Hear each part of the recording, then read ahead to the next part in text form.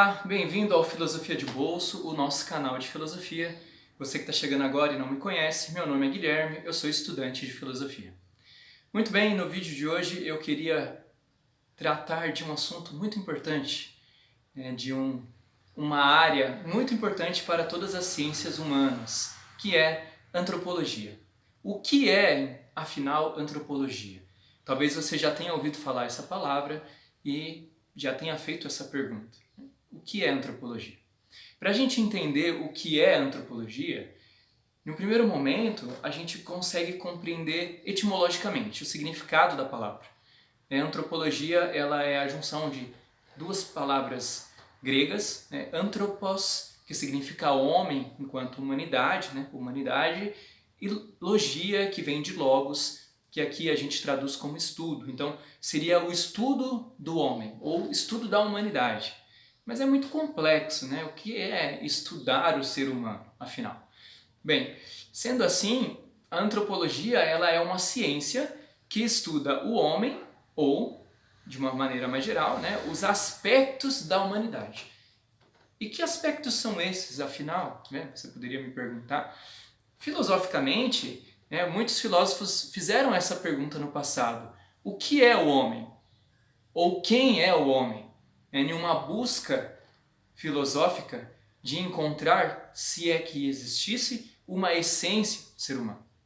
Essa era a busca de muitos filósofos, encontrar a essência do ser humano, ou aquilo que nos faz humanos, aquilo que nos torna iguais enquanto humanidade. Aqui é importante nós pensarmos que existem várias formas de ver a antropologia dentro da nossa história.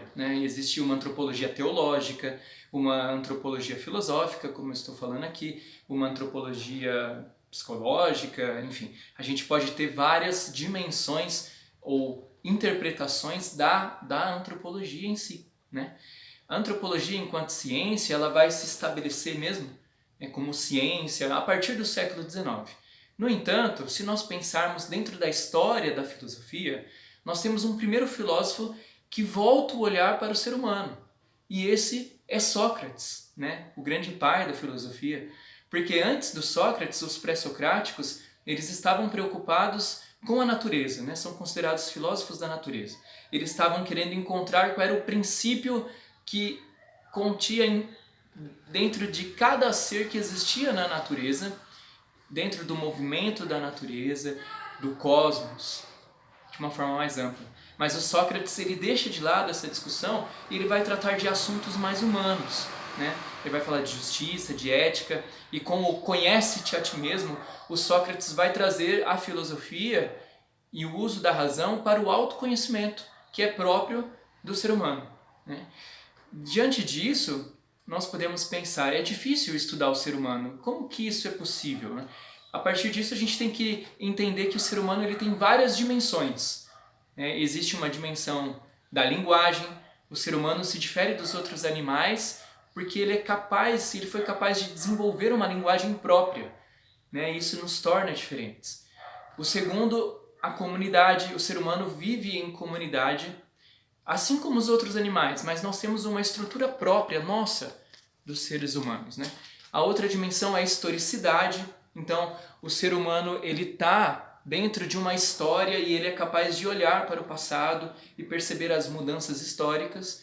E o outro ponto, o outro aspecto é o aspecto ético. O ser humano ele é capaz de construir uma ética e uma moral a partir da sua razão e da sua reflexão. Aristóteles vai ter uma concepção antropológica da seguinte maneira, que o ser humano tem uma estrutura biológica ou biopsíquica, que ele é zoon logikon em grego, ou seja, o ser humano é um ser racional, que o ser humano ele é ético-político, Aristóteles vai dizer que o ser humano ele é político por natureza, um ser político, e também ele é um ser de paixão e desejo, vai dizer o Aristóteles.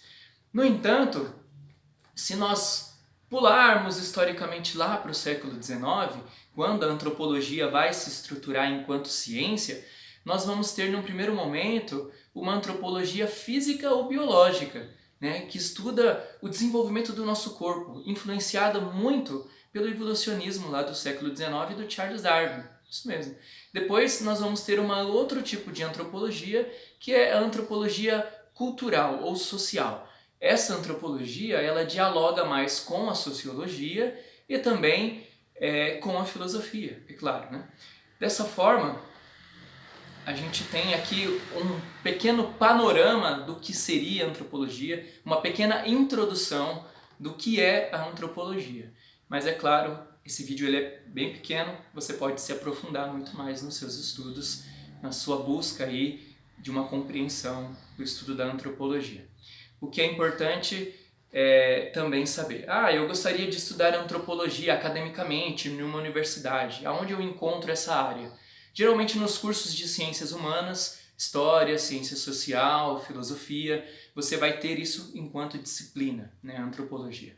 Mas existe também no Brasil cursos específicos de antropologia, a qual você pode estudar academicamente dentro de uma universidade. Então, eu espero que você tenha gostado desse vídeo, com uma pequena introdução do que seria, do que é a antropologia. É muito complexo, é muito amplo, porque é o estudo do ser humano, e o ser humano é amplo por natureza, é complexo.